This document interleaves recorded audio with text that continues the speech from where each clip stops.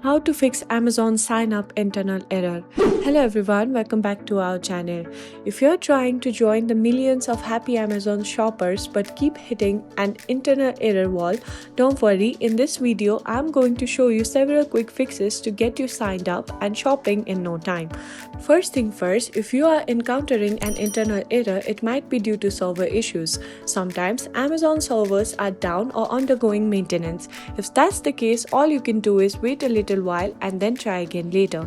Next, you need to check your internet connection. In order to do that, go to your taskbar and look at the performance list.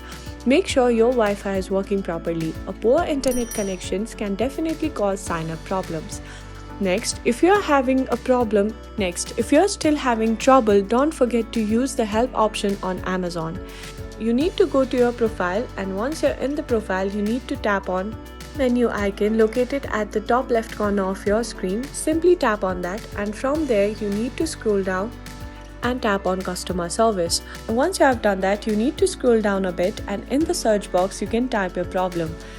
And that's it for today, guys. I hope these tips help you get past the internet errors and into your Amazon account. If you found this video helpful, please leave a like and don't forget to subscribe to our channel.